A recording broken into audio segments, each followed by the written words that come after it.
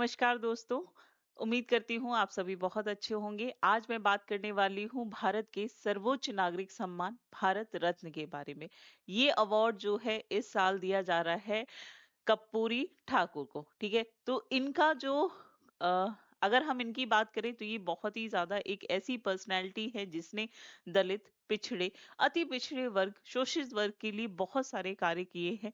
ये वो शख्सियत है जिसको बिहार की राजनीति में भीष्म पितामह कहा जाता है।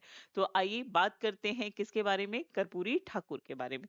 कर्पूरी ठाकुर की बात करें तो 24 जनवरी 1924 में इनको जन्म हुआ था और इस साल इनकी 100वीं जयंती जो है 24 जनवरी को मनाई जा रही है। इसी को देखते हुए जो बिहार सरकार है, जेडीयू जो जनता दल पार्टी है, उसके द्वारा केंद्र सरकार से आग्रह किया गया कि इस साल ये अवार्ड जो है किसे दिया है, कर्पूरी ठाकुर जी को दिया जाना चाहिए, जिसको पीएम मोदी के द्वारा ये एक्सेप्ट किया गया और ये जो अनाउंसमेंट है ये की जा चुकी है कि इस साल ये अवार्ड जो है किसे दिया जाएगा, कर्पूरी ठाकुर। तो यहाँ पर इनके जन्म की बात करें तो 24 जनवरी 2024 को समस्तीपुर बिहार में कर्पूरी ठाकुर का जन्म होता है।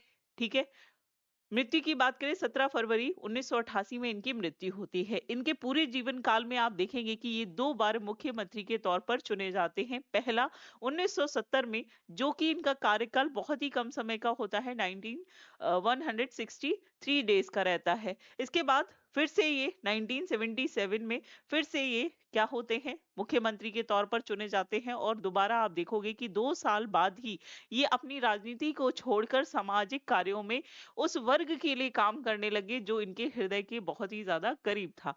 तो इन्होंने पूरे समाज में सबसे ज्यादा कार्य जो है इनका कार्य रहा है, जितने भी शोषित, दलित, पिछड़े, अब अति पिछड़े वर्ग जो हैं इनके लिए कार्य किया है। और इनकी छाप इस तरीके से है बिहार की राजनीति में कि आज भी जो बिहार के राजनेता है वो इनके ही पद चिन्हों पर आगे चल रहे हैं। ठीक है, तो यहाँ पर आप देखोगे कि बिहार में ये जो मुख्यमंत्री बने थे, ये गैर कांग्रेसी मुख्यमंत्री थे, जनता पार्टी से पहली बार चुने गए थे।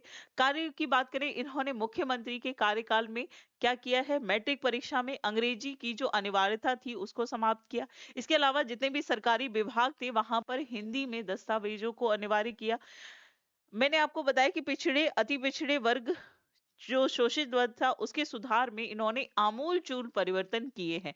क्योंकि अगर आप बिहार को देखोगे तो बिहार में 52% जो जनसंख्या है वो पिछड़े और अति पिछड़े वर्ग की है। अभी हाल ही में आपने देखा होगा कि बिहार में जातीय जनगणना इसी आधार पर की गई है कि इस वर्ग के उत्थान पर कार्य किया जा सके।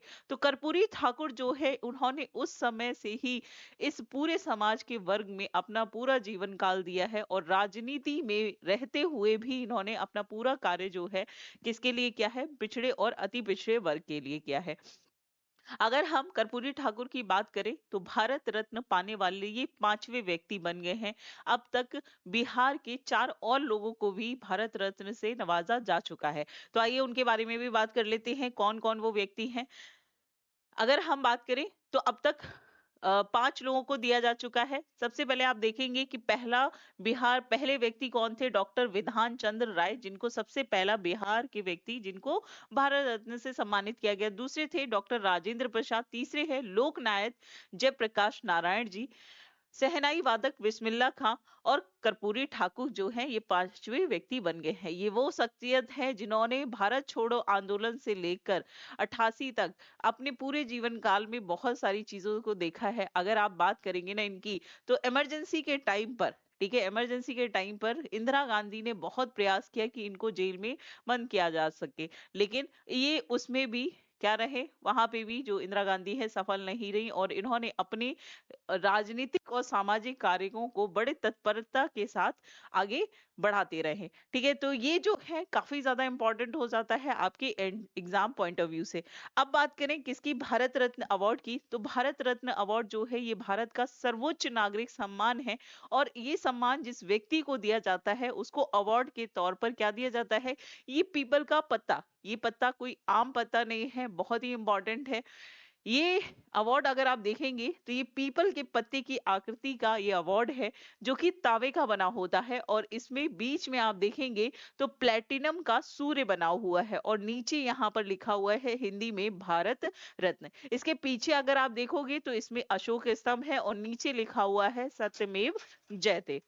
ठीक है, अगर हम बात करें तो ये जो अवार्ड है भारत रत्न किस किस को दिया जाता है, तो ये राजनीति के क्षेत्र में, कला के क्षेत्र में, साहित्य विज्ञान के क्षेत्र में कोई भी व्यक्ति अगर उत्कृष्ट कार्य कर रहा हो, चाहे वो कोई विचारक हो या फिर वैज्ञानिक हो, उद्योगपति हो, लेखक हो या कोई समाज सेवी हो, उनको ये अवार्ड दिया जाता है। इस अवार्ड की शुरुआत की अगर हम बात करें तो ये अवार्ड 2 जनवरी 1954 में इसकी शुरुआत जो उस समय के तत्कालीन राष्ट्रपति थे डॉक्टर राजेंद्र प्रसाद जी के द्वारा की गई। और उस समय 1954 में ये अवार्ड 3 लोगों को दिया गया था।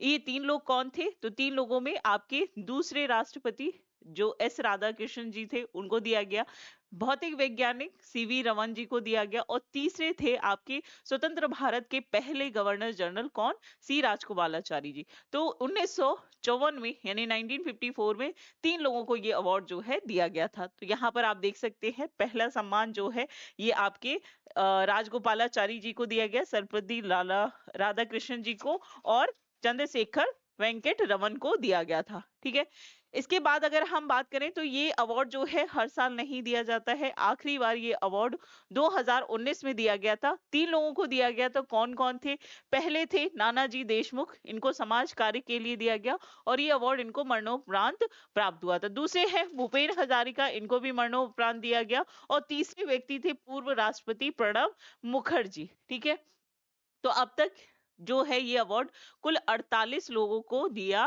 जा चुका है।